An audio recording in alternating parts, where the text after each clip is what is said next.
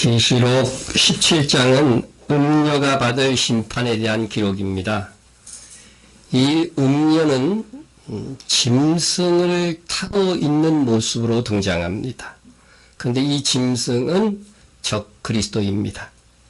이 짐승에 대해서는 다니엘서에서 작은 뿔, 한 왕, 북방왕, 10뿔 제국의 왕, 바다에서 올라오는 짐승 등으로 표현되어 있고, 계시록에 와서도 10뿔 제국, 바다에서 올라오는 짐승, 그리고 계시록에서는 7머리 이렇게 해서 상징적으로 표현되고 있습니다. 예수님과 바울은 이 짐승을 멸망에 가증한 것 혹은 멸망의 아들이라고 하였습니다.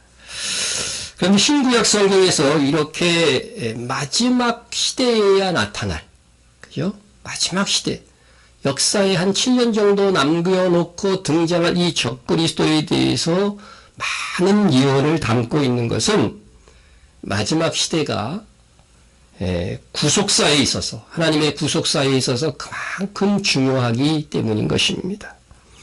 이 시대에 오고 가는 세대들 중에서 가장 많은 영혼들이 죽게 돌아오는 역사가 있을 것입니다.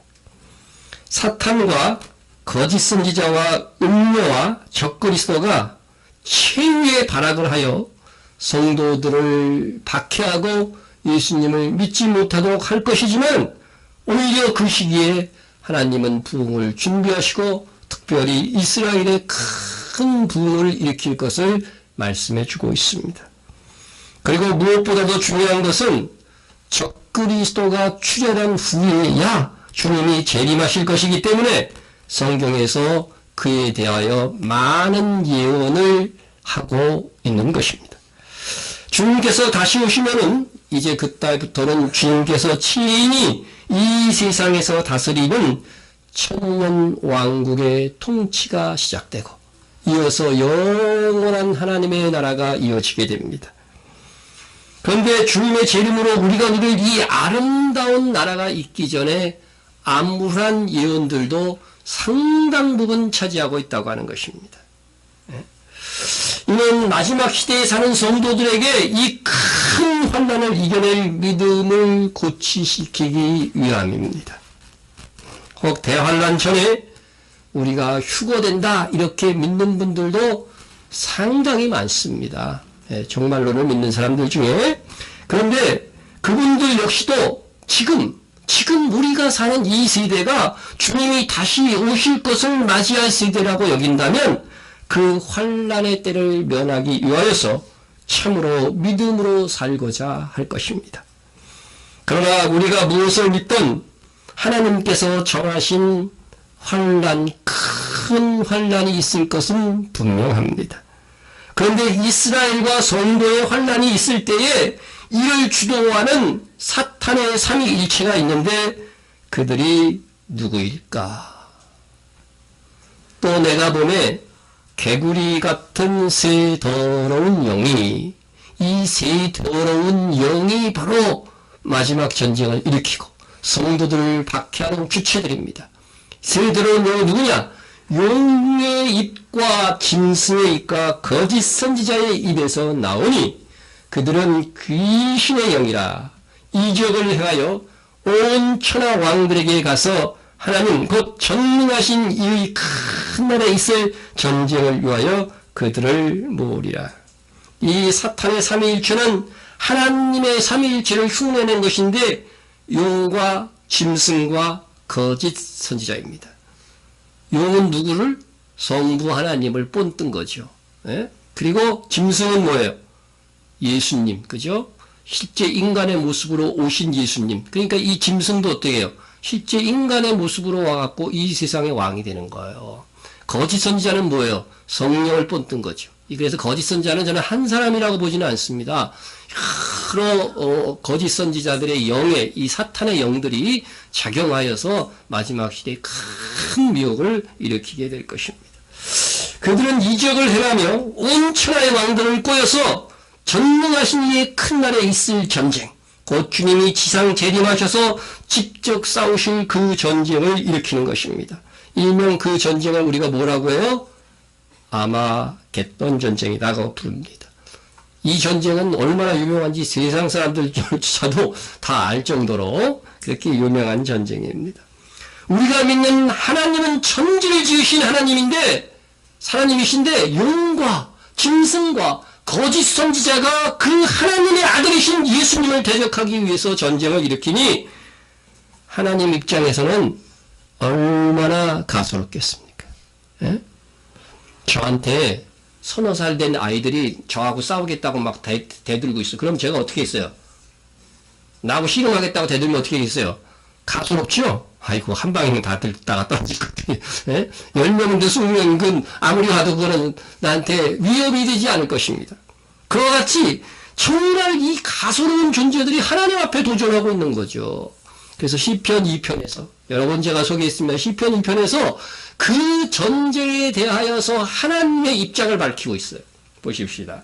어찌하여 이방 나라들이 분노하며 민족들이 헛된 일을 꾸미는가. 한심하다는 겁니다. 어? 세상의 군왕들이 나서며 관원들이 서럽게 하여 여호와와 그의 기름 부음 받은 자, 기름 부음 받은 자가 헬라어로 하면 뭐라고요? 그리스도. 히브리어로 하면 메시아입니다. 그래서 기름 부음 받은 자 나오면 여러분이 그렇게 해석을 해야 됩니다. 여호와와 그의 기름 부음 받은 자를 대적하며 우리가 그의 맨 것을 끊고 그의 결박을 벗어버리는 자 하도다. 예? 그러니까 하나님이 어때요? 하나님이 어떻게 하셨어요? 하나님의 반응이 그 다음 구절에 나옵니다. 하늘에 계신 이가 웃으시며 주께서 그들을 비웃으시리로다. 예. 우리가 이 계시록을 알면요, 시편 2편의 말씀을 정말 실감나게 읽을 수가 있습니다. 근데 계시록을 모르고 시편 2편 읽으면 이게 뭐야? 이렇게 읽을 수밖에 없는 거죠. 그래서 요한계시록을 잘 이해하게 되면 성경 전체를 이해하는 데 큰 도움이 될 것입니다. 예? 어느 세대에나 하나님을 대적하는 이방 나라가 있었지만 이 마지막 전쟁에서 절정으로 이루어 거의 세상 모든 나라가 미혹을 받아 주와 그의 백성을 대적하는 이 전쟁에 참여하게 될 것입니다. 그러나 하늘에 계신 자가 웃는다는 것입니다. 조롱하며 비웃는다고 하는 것입니다. 사람이 하나님을 대적하여 이길 수가 없는 것은 자명한데도 세상 나라는 용과 짐승과 거짓 선지자의 미혹에 이 무모한 전쟁에 참여하게 될 것이다 하는 겁니다. 여기서 우선 용은 사탄의 상징적인 이름이죠. 상징적인 이름. 예? 이 용에 대한 계시록의 설명은 이렇습니다. 하늘에 또한 다른 이적이 보이니 보라, 한 큰 붉은 용이 있어 머리가 7이요 뿔이 10이라. 그 여러 머리에 7 왕관이 있는데, 예. 그럼 붉은 용이 머리가 몇 개예요? 그쵸, 7개. 예. 그리고 뿔은 10개입니다. 여러분, 그런데 이 7 머리에 뭐가 있다고요? 왕관이 있다고 하니까 7 머리는 결국 7 나라를 의미하는 거죠. 7 나라를 의미합니다. 자, 이것을 기억하고 두 번째 영인 짐승에 대한 설명을 보세요. 내가 보니 바다에서 한 짐승이 나오는데 뿔이 10이요. 머리가 7이라. 그 뿔에는 10 왕관이 있고 있습니다. 용과 짐승의 공통점이 뭐예요? 머리가 7이라는 게 똑같아. 그죠? 뿔이 10이라는 게 똑같다는 거예요. 그러니까 이 용은 사탄이잖아요. 마귀고. 이 용의 모습이 이 짐승이라고 하는 이 존재, 이 나라이기도 하고 그 나라의 왕이기도 한 거죠. 이 존재에게 그대로 나타날 것을 이야기하고 있는 것입니다. 그런데 여기서는 또 설명할 때 10뿔에도 뭐가 있다고 그랬어요? 10 왕관이 있다고 그랬어요. 그러니까 7 머리도 7 나라고 10뿔도 뭐예요? 10개의 나라이라고 하는 것을 우리에게 알려주고 있는 것입니다. 예? 단지 7 머리는 역사 속에서 하나님의 백성을 대적한 세상의 나라예요. 그래서 다니엘서에는 일곱 머리가 안 나오는 거예요. 그래서 요한계시록을 읽는 우리는 이미 일곱 나라가 이미 등장했다고 하는 사실을 알 수 있겠죠. 그래서 이 일곱 나라는 사탄이 지고서 하나님의 백성을 박해하는 일에 사용했던 일곱 나라를 의미하는 것이고, 그 다음에 열 뿔은 뭐예요? 마지막 세상 나라, 적그리스도의 제국이 형성되어질 때에 등장하는 10개의 나라예요. 이 10개의 나라가 합쳐서 뭐가 돼요? 적그리스도의 왕국이 될 것이다 하는 것입니다. 그러니까 열 뿔은 아직 안 등장했고 일곱 머리는 이미 등장한 나라들이라고 하는 사실입니다. 이를 어떻게 할 수 있느냐? 오늘 본문에서 알 수 있습니다. 내가 보던 열 뿔은 열 왕이니, 그죠? 분명히 열 왕이니까 10개의 나라가 있는 거죠. 열 왕이니 아직 나라를 얻지 못하였으나, 요한계시록이 기록된 요한의 시대에 아직 나라를 얻지 않았다는 거죠. 못하였으나 다만 짐승과 더불어 임금처럼 한동안 권세를 하리라. 그러니까 적그리스도와 더불어서 임금처럼 한동안 권세를 받게 될 것이다. 왕노릇 하게 될 것이다 하는 것이 분명히 나와 있는 것입니다. 예. 그래서 또한 이 용과 짐승이 동일하게 일곱 머리 열 뿔이 있다고 하는 것은 마지막 시대의 용이 이 짐승에게 모든 권세를 내려줄 것을 의미하고 있는 것입니다. 용이 짐승에게 권세를 주므로 용에게 경배하며 짐승에게 경배하여 이르되 누가 이 짐승과 같으냐, 누가 능히 이와 더불어 싸우리여 하더라. 그러니까 어떤 사람들은 귀신 현상이 나타나면 막 두려워하잖아요. 그런데 이 정말 귀신의 왕인 용이 이 사람에게 어떻게 돼요?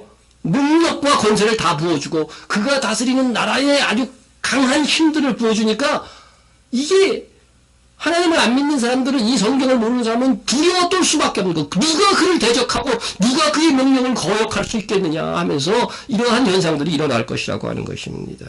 그래서 강력한 존재, 강력한 그의 나라가 될 것임을 말씀하고 있습니다.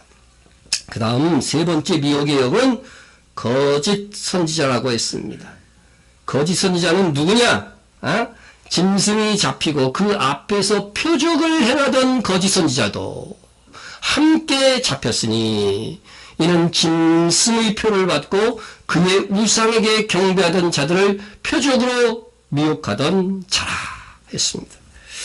그러니까 거짓 선지자는 사람들로 짐승의 표, 666이라고 하는 이 짐승의 표를 받게 하고 짐승이 우상에게 경배하도록 표적을 행하면서 막 미혹하던 자라고 하는 것입니다.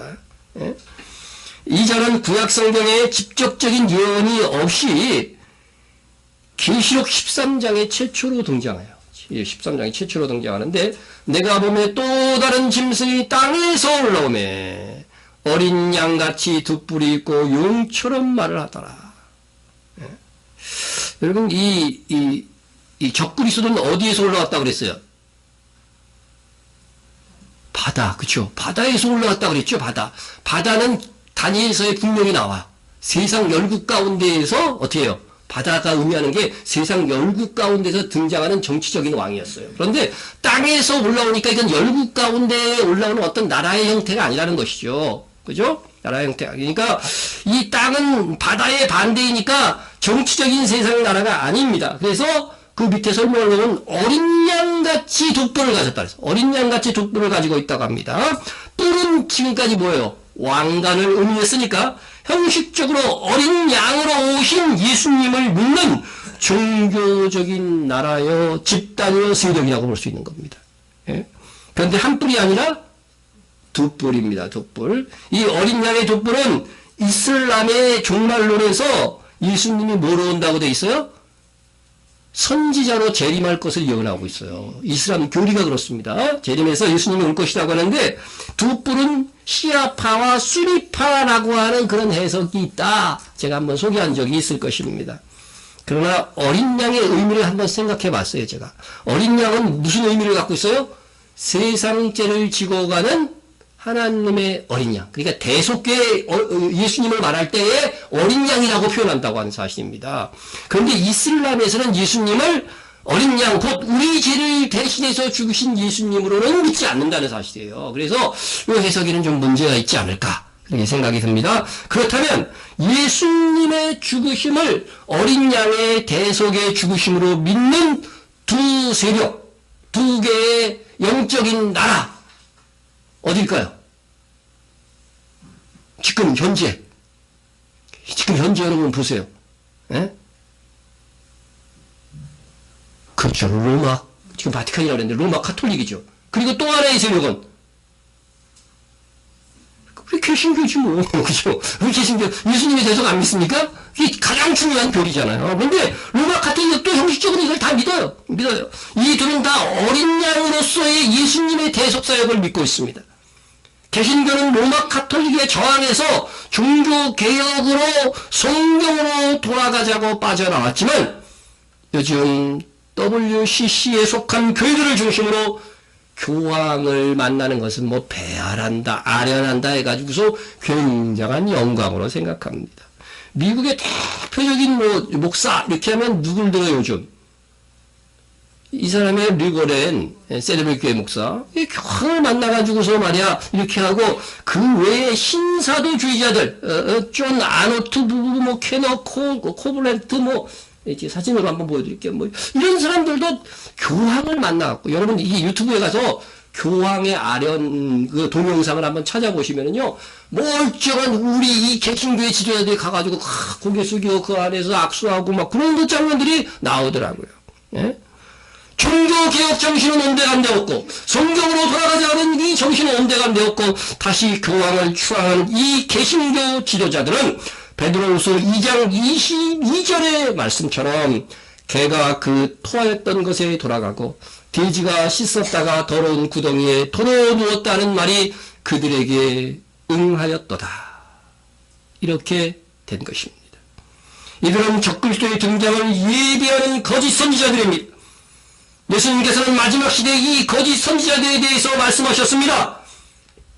거짓 선지자가 많이 일어나 많은 사람을 미혹하겠으며 예수님께서 마지막 시대에 거짓 선지자가 얼마만큼 일어날 것이라고 그랬어요? 많이. 그죠? 많이입니다. 많이.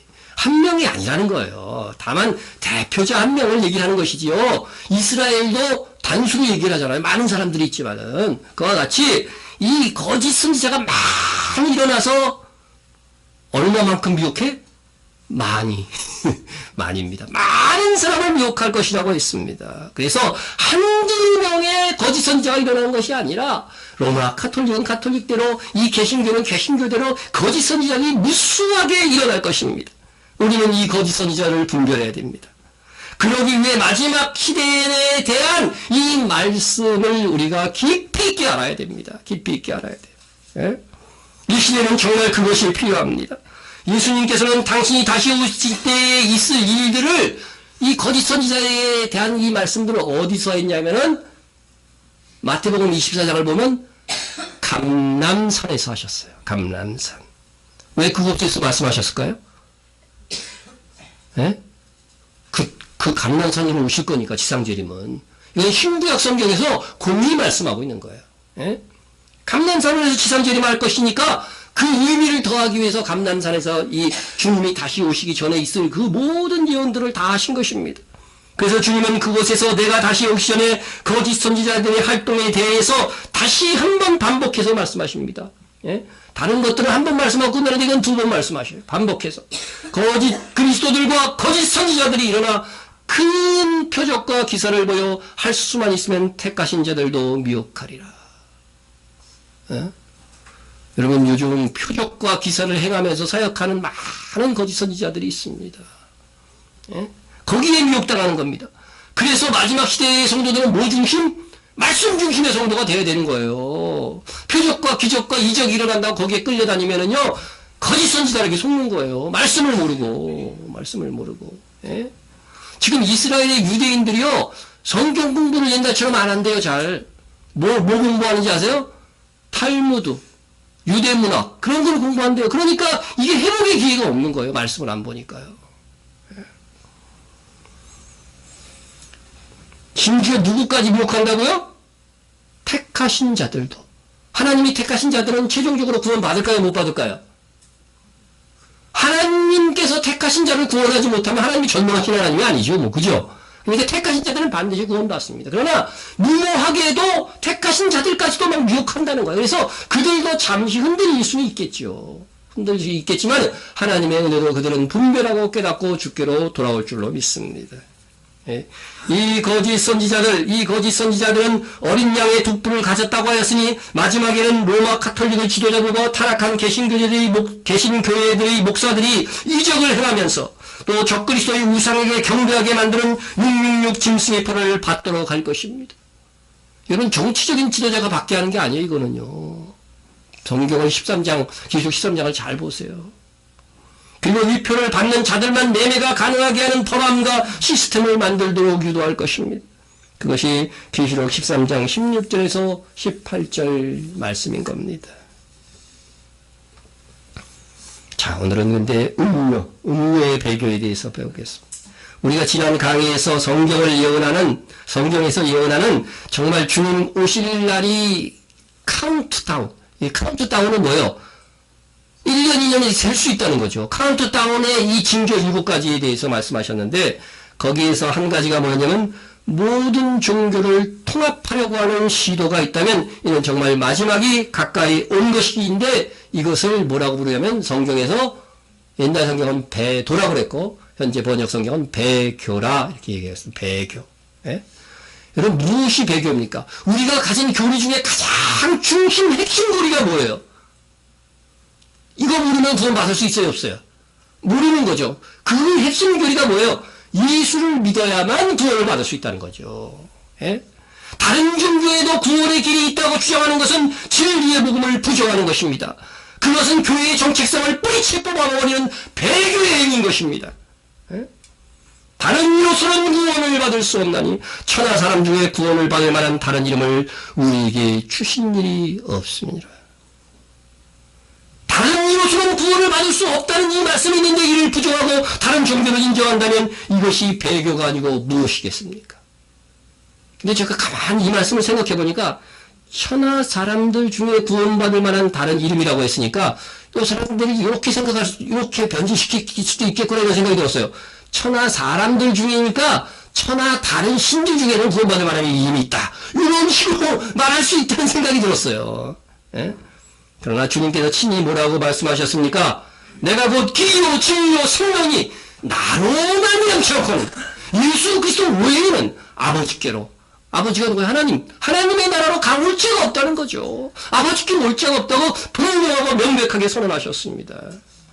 그 외에도 수없이 많은 말씀이 다른 구원의 길이 없음을 말씀하고 있건만 다른 구원의 길을 인정하여 세계 평화를 추구하려고 하는 시도는 하나님을 가장 격분하게 하는 겁니다. 지금 세상에 막 테러 막 어지럽잖아요. 그 어지러운 게 종교적인 이유들이 많이 있거든요. 그러니까 평화롭게 살기 위하여서 모든 종교를 인정하자 하면서 뭐를 하는 거예요? 교회가 배교하는 거예요. 그런 시스템으로 지금 가고 있어요. 예? 그러한 시도는 이미 시작되었고 그 위는 교황을 필두로 하여 많은 개신교 목사들까지 동참하고 있는데 성경은 친히 예언하고 있는 그것이 바로 배교라고 하는 것입니다. 어쩌면 2020년 6월 국제사법재판소에서 있는 네덜란드 헤이그에 있는 평화궁전에서 이 선언이 이루어질지도 모르겠습니다. 이것을 기준으로 각 국마다 뭐를 세워요?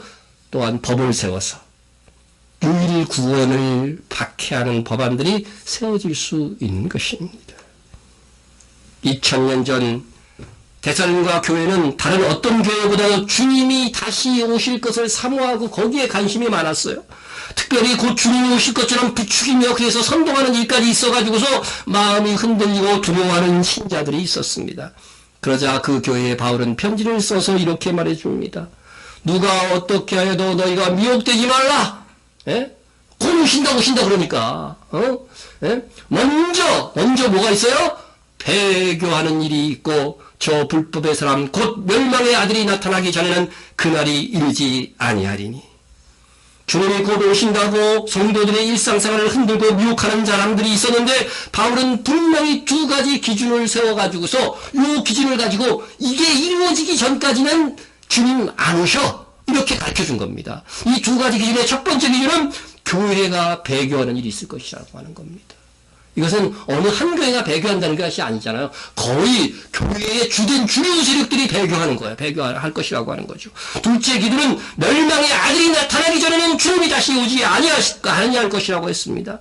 멸망의 아들은 예수님께서 말씀하신 멸망의 가증한 것으로 적그리스도를 가리킵니다. 그리고 이 배교와 적그리스도의 등장은 연계되어져 있다고 하는 것입니다.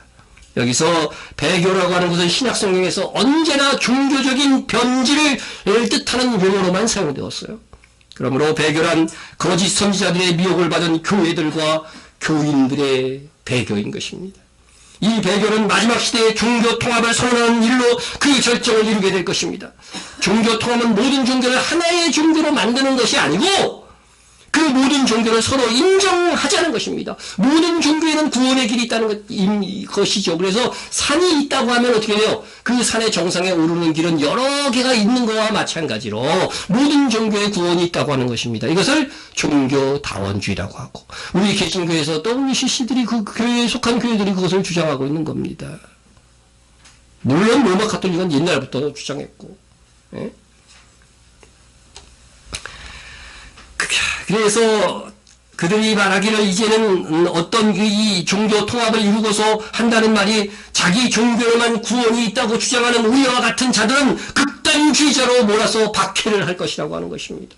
그래서 이 지금 교황이 지금 심심치 않게 때마다 기회 있을 때마다 하는 말이 뭐예요? 종교적 극단주의자들, 그들과 우리는 싸워야 된다, 이런 말을 하는 거예요. 종교적 극단주의는 이슬람에서는 누구예요? IS 같은 존재들이고, 우리 기독교에서는 누구야? 우리예요. 우리라고 하는 사람. 그래서 그렇게 혼란들을 막 일으켜가지고서 싸잡아서 그런 무리가 IS와 똑같은 기독교의 무리가 바로 이런 극단주의적 신앙, 근본주의 신앙을 가진 사람들이다. 예수만 믿는 것이 유일한 구원의 수단이라고 말하는 자들과 IS를 동반 싸잡아서 박해하고 죽이고 하는 일들을 일삼게 될 것이라고 하는 것입니다. 거짓 선지자들이 장악한 음료의 교회가 이 배교하는 일에 선봉장이 되어 참여하게 될 것입니다. 그리고 이어 등장하는 정치적 지도자 적그리스도의 건세를 힘입어서 함께 오직 예수만 외치는 참성도들을 가혹하게 박해할 것입니다. 여러분, 이렇게 거짓 선지자가 장악하는 음료의 교회들이 늘어나고 있습니다. 주님 오시기 전에 그 일이 있을 것입니다. 그런데 이 미혹을 하나님께서 왜 허락하시느냐? 이 미혹을 왜 허락하시느냐? 이러므로 하나님이 미혹의 역사를 그들에게 보내사 거짓 것을 믿게 하시면, 예? 거짓 것을 믿는 거예요. 예수 외에도 구원이 있다는 걸 믿는 거죠. 그래서 지금 우리 평상시 생활에서부터요, 거짓을 인정하지 마세요. 거짓 뉴스에 휘둘리지 마세요. 거짓 것을 믿게 하시면 진리를 믿지 않고 불의를 좋아하는 모든 자들로 하여금 심판을 받게 하려 하심이라. 예? 여러분, 그들이요 미혹에 이끌리는 이유가 뭐라고요? 그들이 진리를 믿지 않고 불의를 좋아한다는 거예요. 불의를 좋아한다는 거죠. 예?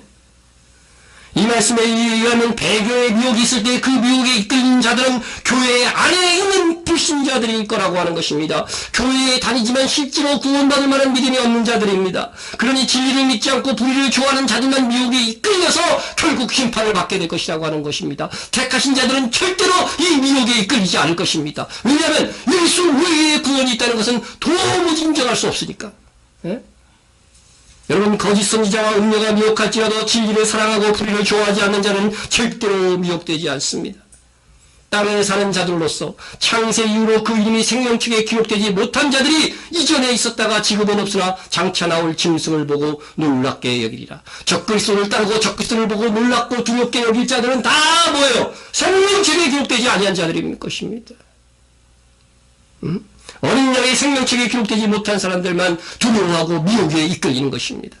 진리를 믿고 정의를 사랑하는 성도가 되십시오. 정치적으로도 항상 정직하고 진실한 편에 서시기 바랍니다. 지역이나 학연에 매이는 것은 미혹이 됩니다. 미혹에 이끌렸다는 자체가 자신이 정의의 편이 아니고 믿음이 없어서 생명책에 기록되지 아니한 자임을 증명하는 것입니다. 그러한 자들에 대한 심판을 위해서 하나님께서 미혹의 역사를 내가 허락했노라. 성경을 통해서 분명히 표현하고 있습니다. 그들에게 핑계하지 못할 증거가 되게 하기 위하여서 미혹이 허락되어 있는 것이라고 성경은 말씀하고 있습니다. 악한 자의 나타남은, 예? 멸망의 아들 적그리스도를 얘기하는 겁니다. 악한 자의 나타남은 사탄의 활동을 따라 모든 능력과 표적과 거짓 기적과 불의의 모든 속임으로 멸망하는 자들에게 있으리니 이는 그들의 진리의 사랑을 받아들이지 아니하여 구원함을 받지 못함이라. 예? 나는 속았는데요. 사람들이 이렇게 얘기를 해요. 나는 믿을 기회가 없었는데 하나님의 보시기는 아닌 거죠. 그들 자체가요. 진리를 받아들이지 않은 거예요. 예? 여러분, 그러므로 우리는 마지막 시대일수록 다시 말씀드리지만 진리, 말씀 중심의 신앙을 가져야 하는 것입니다. 오늘은 또 두 번째 주제로서 평화 조약이 체결될 것인가. 여기에 지난 강해 때도 마지막 시대의 카운트다운의 표식으로 예루살렘에서 7년의 평화 조약이 체결되는 것을 보면 세상 역사가 정말로 7년 남은 거다. 그런 말씀을 드렸습니다. 그것의 근거는 다니엘서 9장 25절부터 27장의 근거를 두고 있습니다. 그러므로 너는 깨달아 알지니라 예루살렘을 중건하라는 영이 날 때부터 이게 기준 시점이에요. 횟수를 세는 기준 시점이에요. 너는 깨달아 예루살렘에 중건하는 영이 났죠. 그죠? 중건하는 영이 성경을 보면 났습니다. 그때부터 해가지고서 기름 부음 받은 자가 무슨 뜻이라고 그랬어요? 메시아, 그리스도죠. 그리고 예수님이죠. 기름 부음 받은 자 곧 왕이 일어날 때까지, 예수님이 탄생할 때까지의 시간을 정확하게 예언해 놨다는 거예요. 성경에 7일에와 62일에가 지낼 것이요. 한 일에가 몇 년? 여기서는 7년을 봐야 된다. 7년. 한 일에가 7년입니다. 여기 7일에와, 여기 이제 7일이면 7 곱하기 7 하면 되고, 62일에면 62 곱하기 7. 그래요. 다 합치면은 483년이 지날 것이요. 그러니까 예루살렘이 중건하라고 하는 영이 날 때부터 483년 후에 누가 오신다? 예수 그리스도가 어디에 입성하신다? 우리 종교주의 때 설교 들었죠. 예루살렘에 입성하게 될 것이라고 하는 겁니다. 예? 그 곤란한 동안 성이 중건되어 광장과 거리가 세워질 것이며, 정말로 예수님이 활동하던 그 시대는 곤란한 때였죠. 누가 지배하고 있었어요? 로마가 지배하고 있었단 말이야. 그러니까 그 곤란한 중에도 이상하게 성이 중건되고 광장과 거리가 세워질 거라고 하는 거예요. 이 놀랍게 예언이 이루어지고 있잖아요. 예? 62일에 의해 기름 부음 받은 자 곧 그리스도가 끊어져 없어질 것이며, 이게 뭘 말하는 걸까요? 예수님의 십자가의 죽으심을 말하는 거죠. 없어질 것이며. 여기서 쭉 설명하다가 그 다음에 상당한 공백기가 있을 것을 말씀합니다. 장차, 그죠? 장차. 얼마의 기간이 있을지 모릅니다. 장차 한 왕의 백성이었어. 그리스도께서 우리의 왕이시죠. 그런데 그리스도께 끊어진 다음에, 죽으신 다음에 장차 한 왕의 백성이었어. 이 한 왕이 누굴까요? 이게 바로 적그리스도인 거죠. 한 왕의 백성이 와서 그 성읍과 성소를 무너뜨리려니와, 그죠? 예? 이미 하나님께서는 예루살렘과 그 성전을 무너뜨리려고 하는 것을 AD 70년에 보여주셨어요. 그러나 이 마지막 시대의 장차에 올 한 왕이 또 무너뜨릴 성읍과 성소가 있다는 거예요. 그래서 예루살렘이 지금 이스라엘 수중에 들어간 거죠. 무너뜨릴 예루살렘이 있기 위해서. 그런데 아직 뭐가 안 섰어요? 성전이 안 섰잖아요. 성전이. 그런데 그 성전도 서게 될 것이라는 거죠. 그 이전에.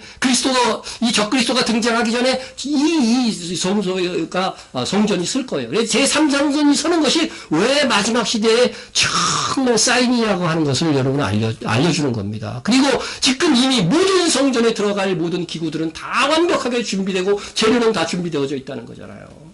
근데 정치적 상황이 지금 안 되는 거죠. 그러니까 이런 시도가 있다고 하는 것은 벌써 마지막 시대가 이미 되었다는 거죠. 성과 성소를 무너뜨리려니와 그의 마지막은 홍수의 입술과 같을 것이며 또 끝까지 전쟁이 있으니 황폐할 것이 작정되었느니라. 이제 적그리스도가 등장하면서 예수님이 오실 때까지 뭐가 있어요? 끝날 때까지, 그의 등장부터 끝날 때까지, 마지막 역사에 끝날 때까지 계속 전쟁이 있다는 거예요. 그러니까 그때 뭐가 들어가는 거예요? 대환란에 들어가는 거죠. 예? 대환란에 들어가는 것입니다. 여러분, 이것은 핑계치 못할, 그래서 그 다음에 마지막 27절에 보면은요, 이 적그리스도가 장차 많은 사람과 더불어 한 일해 동안의 언약을 굳게 맺고 그랬어요. 7년의 언약을 맺어야 돼. 그래서 예루살렘에서 중동 평화 언약이 맺어져도 5년짜리가 맺어진다든가 3년짜리, 이거는 아니에요. 7년. 성경은 문자 그대로 이루어질 것입니다. 7년 동안의 언약을 굳게 맺고 그가 그 평화의 조약을 3년 반 동안은 잘 지킵니다. 평화롭게 갑니다. 그러나 그 이래의 절반 3년 반 만에 제사와 예물을 금지할 것이며 또 포악하여 가증한 것이 포악하여 가증한 것 주님이 그대로 인용하시죠. 다니엘이 말한 바 가증한 것이 거룩한 것에 선 것을 보고 이게 우상인 것 같아요. 이게 적그리스도의 우상이에요. 또 포악하여 가증한 것이 날개를 의지하여 설 것이며 날개는 뭘까요? 왜 하필 날개를 의지하여 선다고 그럴까요? 연구해 보세요. 저도 연구해서 다음 강의 때 얘기할게요. 날개를 의지하여 설 것이며 우상이 쓰긴 쓰는데 어떻게 해요? 날개를 의지한다는 거죠. 날개를 의지한다. 이 날개가 뭘 의미하는 것일까? 또한 이미 정한 종말까지 진노가 항폐하는 자에게 쏟아지리라 하였느니라 하니라. 예. 이렇게 우리 왕 예수 그리스도와 반대되는 세상 나라의 왕 적그리스도는 예수님을 그대로 흉내는 이 적그리스도는 하늘에 7년 동안의 언약을 맺으면서 등장할 것입니다. 그래서 예루살렘에서 한일의 평화의 언약을 체결하는 자가 있다면 그가 누구예요? 적그리스도입니다. 처음에는요 그렇게 포악하게 안 나타난다는 거죠. 예? 그런데 역대 미국의 대통령들의 주도 아래 지속적으로 예루살렘 평화의 언약이 추진되고 있었다는 것은 누구나 다 압니다. 이미 한 번 평화의 언약이 체결된 적이 있어요. 5년 기한으로 그때는. 그러니까 그거는 7년이 아니었기 때문에 진짜가 아니에요. 언제 5년 기약에 평화의 언약이 세워졌는지 아세요? 1993년 오슬로 평화협정입니다. 예? 그걸 누가 주선했어요? 사진을 보니까 클린턴. 젊은 애들은 몰라. 클린턴도. 클린턴. 예? 평화협정을 체결에 주도적인 역할을 했죠. 만약에 이게 7년으로 이어졌으면 클린턴이 적그리스도지. 예? 그런데 아닙니다. 오슬로 평화협정은 1993년 이스라엘과 팔레스타인의 영토와 평화를 맞바꾸는 두 국가로 공존하자는 일에 합의를 한 것입니다. 예? 팔레스타인에게 땅을 내주고 대신 팔레스타인은 뭐요? 테러나 이런 거 하지 않겠다. 이런 조약으로 맺어진 겁니다. 이 합의의 주역들은 다음에 노벨 평화상까지 수상을 받았습니다. 그러나 두 국가 회복은 평화를 가져오지 못했습니다. 왜 그럴까요? 이것은 성경이 말한 하나님의 뜻이 아니기 때문인 것입니다. 가나안 땅은 하나님께서 이스라엘에게 주신 땅입니다. 결국 이 협정은 1995년 11월 이스라엘 이즈바크 라빈 총리가 이스라엘 구파에 의해서 암살됩니다. 어떻게 땅을 나눌 수가 있느냐? 성경의 땅은 우리에게 주신 건데. 그래가지고서 총리가 극우파에게 암살을 당했고 극우 강경파인 베냐민 네타냐후가 총리로 당선되어서 지금까지도 총리하고 있어. 되게 길게 하고 있죠. 예? 예. 이스라엘 역사상 가장 장기 총리를 지금 하고 있는 겁니다. 팔레스타인 쪽도 1996년 협정 반대 세력인 하마스의 자살 폭탄 테러 등으로 오슬로 평화협정은 무산되고 맙니다. 예. 그런데 최근 트럼프 미 대통령이 이스라엘과 팔레스타인 간의 평화 협정의 열심입니다.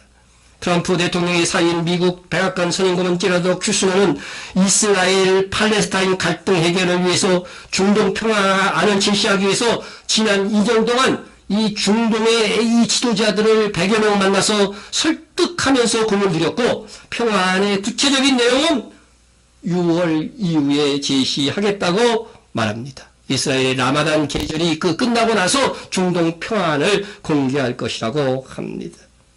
그러나 저는 이번에도 성경에 있는 평화 언약은 체결되지 않을 것으로 봅니다. 99%. 그런데 1%의 여지는 항상 남아요. 뭐든지 확정적으로 말하지 않기 위해서. 아직 전 때가 되지 않았다고 생각해요. 때가 되지 않았다.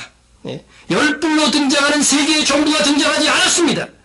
유엔도 새로운 중동 평화를 반기지 않을 것입니다. 만일 그럼에도 불구하고 트럼프 행정부의 뜻대로 7년 평화 언약이 체결된다면 이는 트럼프가 적그리스도가 되는 것인데 그렇게 보이지는 않습니다. 예? 트럼프를 그렇게 많은 사람이 따르고 그럴지 않을 것 같아요. 이 평화안의 주된 내용이 워싱턴 포스트지 4월 14일자에 보도가 되었습니다. 예? 그런데 그 내용의 미 중동 평화는 팔레스타인 자치정부의 국가 지위를 인정하지 않고 이스라엘 정부의 분쟁 지역에 대한 지배권을 강화하는 내용이 포함되어 있다고 하는 것입니다. 대신 팔레스타인이 주로 거주하는 서한과 가자 지구에 수백억 달러의 원조와 투자를 해주는 내용이 포함되어져 있다고 합니다.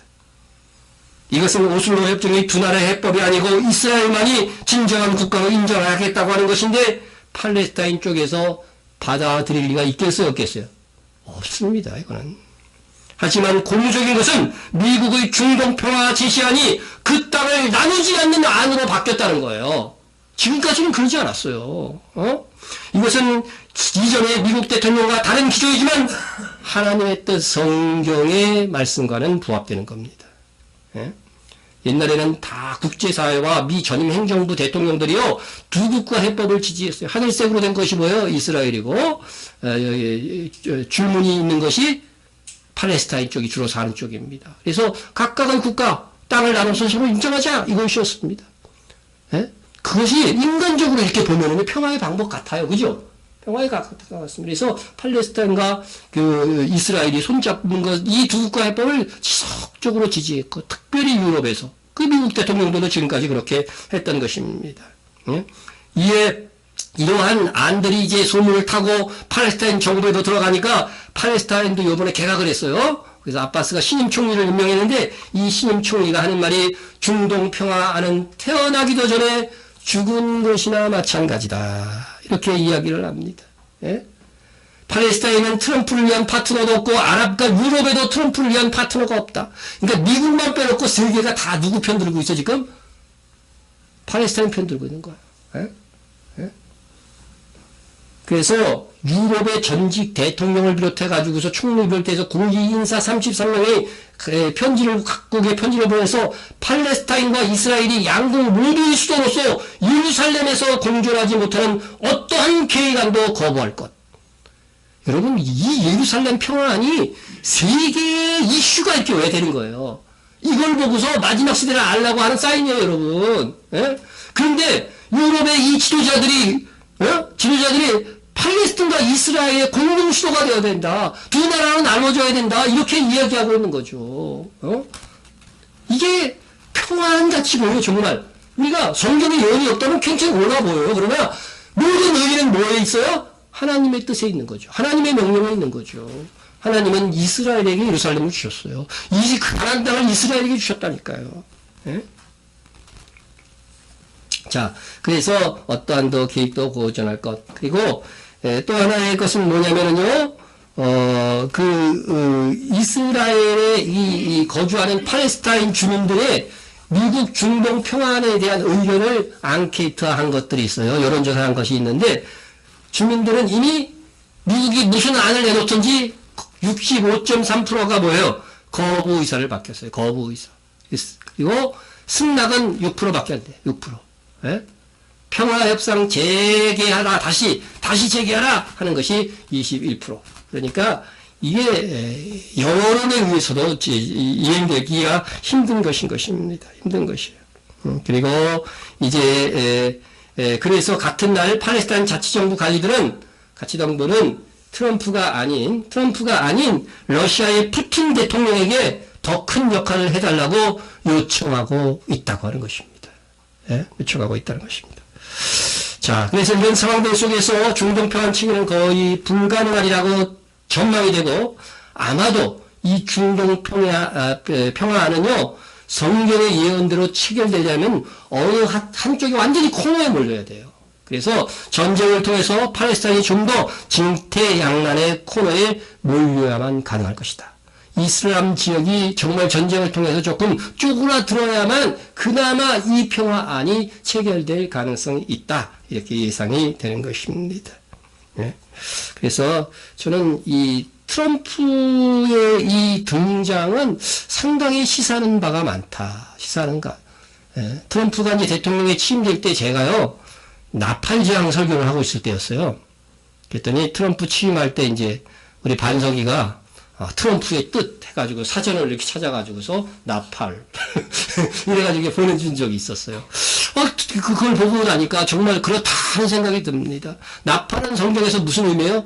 경고, 경성의 의미예요. 경성의 의미예요. 그래서 환란과 재림이 있을 것이라고 있으니까 너희가 경성하라는 시기로 이 트럼프의 재임 기간을 준 것이 아닐까, 그런 생각이 듭니다. 왜냐하면요, 성경에도 보면은 이름을 통해서 예언하는 경우가 있어요. 누구예요? 무드셀라. 여러분, 세계를 완전히 심판하실, 그 당시 세계를 완전히 심판하는 것이 뭐예요? 노아의 홍수였잖아요. 그런데 이름을 통해서 예언하셨어요. 무드셀라가 뜻이 뭐라고 그랬어요? 그가 죽으면 심판이 온다는 뜻이에요. 그가 죽으면 심판이 온다. 사람 이름 부르면서 계속 그가 이름은 심판이 온다. 그러니까 그걸로 예언을 했단 말이에요. 우리는 트럼프 하면서 지금 경성할 때야. 경고를 지금 받고 있어. 이렇게 받아들이면 더 좋을 것 같아요. 예? 제가 완전 비성경적인 이야기를 하는 것이 아닙니다. 세계의 최고의 왕이잖아요. 그죠? 세계의 나라, 세계 강다국의 최고의 왕의 이름이 트럼프라고 하는 것은 이 이름이라고 하는 것은 예사롭지 않은 것입니다. 그래서 이 트럼프가 재임 기간에는 그래도 하나님께서 유예하시는, 경고만 하시고 유예하시는 기간일 가능성이 많고, 이 트럼프는 특별히 자기의 정책 속에서 세계 정부 체계를 반대한다고 됐어요. 예? 예? 세계 무역센터 그런 것들은 다 이 트럼프는 다 부정해요. 예? 기후 온난화를 통해서 녹색 그거 만들고 다 이게 세계 그 정부를 세우기 위한 조치거든요. 이 트럼프는 다 반대하고 그거 아무 상관, 기후 온난화 다 꾸며낸 거다. 막 이런 식으로 말하고 있다고요. 예? 그래서 트럼프는 이 세계 정부가 들어서는 적그리스도의 그 제국이 세계 정부가 들어서는 것에 계속해서 반대하고 나서고 있는 것입니다. 그래서 트럼프의 재임 기간 동안에는 어느 정도 지연되고 막아지는 효과가 있을 것이라고 제가 이거는 추측입니다. 추측합니다. 그래서 오늘 주께서 다시 오시기 전에 마지막 시대를 알리는 중요 사건, 특히 거짓 선지자가 장악한 음료의 교회와 적그리스도 연합에 대해서 살펴보았습니다. 다음 강에도 이것을 조금 더 살필 것인데, 그런데 이 교회의 배교와 적그리스도가 등장하는 일은 생각하는 것보다 우리가 생각하기에 곧 올 것 같으면서도 어떻게 돼요? 지체되는 현상이 있을 거라고 하는 겁니다. 예? 왜냐하면 그들의 출현을 막는 자들이 있을 것을 성경이 예언하고 있기 때문에 그렇습니다. 너희는 지금 그러나 하여금 그의 때에, 그죠? 적그리스도가 나타나는 것에, 그의 때에 나타나게 하려 하여 막는 것이 있는 것을 아나니. 데살로니가 교인들은요, 알고 있었어요. 우리는 정말 헷갈려서 잘 모르는데, 데살로니가 교인들은 알고, 막는 것이 있는 것을 아나니 그렇게 되어 있어요. 불법의 비밀이 이미 활동하였으나, 지금은 그것을 막는 자가 있어. 그 중에서 옮겨질 때까지 하리라. 이게 막는 것은 중성이고요. 막는 자는 남성 명사예요. 그래서 막는 것은 성령이 아닐까 이렇게 보는 거고, 막는 자는 성령 충만한 성도들을 의미하는 것이 아닐까 이렇게 이제 보고 있습니다. 그런 자들이 언제? 그 중에서 이러한 막는 자들이 없어질 때, 그 중에서 옮겨지고 나면 누가 등장한다는 거예요? 적그리스도가 등장한다는 거죠. 그래서 저는 이 막는 자를 전에 뭐라고 그랬어요? 요한계시록에 나오는 이기는 자들이다. 이기는 자들이 이 땅에서 없어질 때, 그때에 적그리스도가 등장하지 않을까 그렇게 생각이 되는 것입니다. 여러분, 그러므로 우리는 어떻게 살아야 돼요? 이기는 자들로 살아야 되고, 이 시대에 불법의 비밀이 활동하는 것을 막는 자로 살아야 되는 것입니다. 예? 여러분, 하나님께서 정한 것인지니까 언젠가는 교회의 배교가 공식적으로 일어날 것이고 적그리스도도 나타날 것입니다. 그러나 그때가 되기까지는 우리는 세상을 이기는 자로 살아야 됩니다. 우리가 불법의 비밀이 활동하는 것을 색출하고 기도로 막아내는 역할을 하는 견고한 신자가 되어야 합니다. 나 때문에 우리의 가정이 재앙이 막아져야 하는 것입니다. 나 하나 때문에 하나님께서 이 나라를 불쌍히 여기실 수 있도록 살아야 하는 것입니다. 예? 유다의 요시야 임금이요, 이미 요시야 임금이 등장할 때는요, 이스라엘이 망할 것이라는 예언이 선포되어졌어요. 그러나 요시야가 개혁을 하는 거죠. 말씀대로 막 개혁을 하는 것이죠. 우상의 지단들을 타파하는 것이죠. 그러니까 하나님께서 보시고 뭐라고 그랬어요?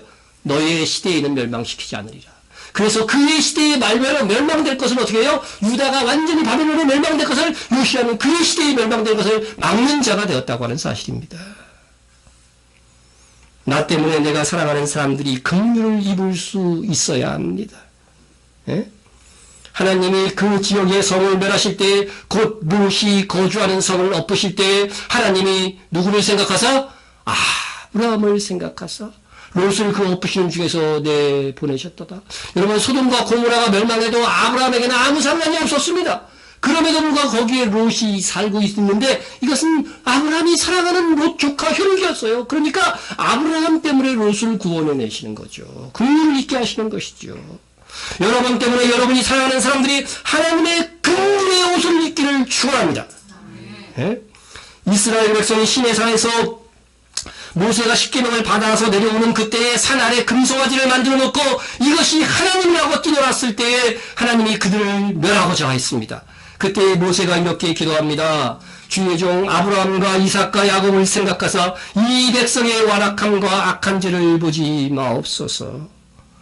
이스라엘 백성 전체가 범죄했을지라도 이미 죽은 아브라함과 이삭과 야곱을 생각해서 긍휼을 베풀어 달라고 하는 기도를 한 것입니다. 하나님께서 이 기도에 응답하셨을까요? 응답하셨습니다. 그래서 응답하시고 다시 어떻게 두 번째 돌비를 만들어 주셨고 언약을 다시 체결하는 것을 우리는 성경에서 읽을 수가 있습니다. 여러분 아브라함, 이삭, 야곱 충성된 믿음의 상대이는 그들의 후손들까지 하나님의 자비와 긍휼을 얻을 수 있다고 하는 본보기를 보여주신 것입니다. 여러분 내가 하나님께 앞에 충성되어져서 하나님께서 나를 생각하사 내가 사랑하는 사람들을 구원해 주실 정도가 되었으면 참 좋겠습니다. 내가 자녀나 사랑하는 사람들을 위해서 할 수 있는 가장 효력 있는 도움은 내가 하나님 앞에 바로 서는 것입니다. 그 정도로 하나님께 인정받으려고 하면 우리가 얼마나 주를 기쁘시게 하는 자로 살아야 할까요? 그저 형식적으로 교회만 왔다 갔다 하는 신자가 되어서는 아니 될 것입니다. 나는 그 정도의 수준까지는 불가능하다고 생각하지 마시고 지금부터 결단하시고 믿음의 전진을 하면 됩니다. 지금 하나님이 기뻐하시는 일에 한 걸음 옮기면 되는 것입니다. 우리는 불타는 열정으로 가득찬 주님의 신부가 되어야 됩니다. 정신을 차리고 근신하여 기도하고 무엇보다도 뜨겁게 교회와 성도들을 사랑하며 진리의 말씀대로 행하며 또한 주신 사명, 막는 자의 사명을 열정을 품고 헌신하는 것입니다. 때를 살피면서 언제나 주님 오시려나 사모하는 마음으로 사는 우리가 됩시다. 기도하겠습니다. 우리 통성으로 기도합니다. 예수 유일구원의 믿음을 굳게 지키겠습니다. 기도하시고요. 미혹의 표적, 평화를 가장한 속임수에 속지 않는 성령 충만함을 주옵소서 기도하시고요. 불법을 이기고 막는 자의 사명을 감당하게 하소서 기도하시기를 바랍니다. 우리 통성으로 기도합니다. 사랑하는 하나님 아버지 감사합니다. 우리는 예수님만 구원의 길임을 믿습니다. 예수님만 생명의 길임을 믿습니다. 예수님을 믿는 것만이 참 진리인 것을 믿습니다. 그리하여 하나님의 나라의 백성이 될 줄로 믿습니다. 아버지 하나님여 이 시대에 지금 미혹의 표적들과 평화를 가장한 속임수에 속지 않는 성령 충만함을 우리에게 부어 주시옵소서. 그리고 불법을 이기고 막는 자의 사명이 우리에게 있음을 알게 되었습니다. 아버지 안에 불법의 비밀이 활동하지 못하도록 우리가 아버지 막는 자로 이기는 자로 이 세상을 살아갈 수 있게 하여 주시옵소서. 아버지 성령 충만한 모든 성도들 될 수 있도록 주여 역사 인도하여 주옵소서. 주님을 기도했습니다. 진리의 말씀을 우리에게 주신 하나님 아버지, 우리가 하나님의 말씀을 청종하였습니다. 이 말씀이 우리 마음과 생각과 행동을 지배하는 기준이요 능력이 되게 하옵소서. 세상은 점점 악해져가고 점점 미혹이 심해져가고 교회조차 배교의 물결에 휩쓸려가고 있는 요즘 우리는 예수님만 믿습니다. 예수님만이 우리의 구세주이시며 다시 오셔서 세상을 심판하고 우리를 구원하실 줄로 믿습니다. 그때가 오기까지 불법을 이기고 막는 자의 사명을 감당하여 하나님의 영광을 나타내게 하옵소서. 예수님의 이름으로 기도드립니다. 아멘. 다 같이 자리에 일어나서 말씀 찬양 찬송가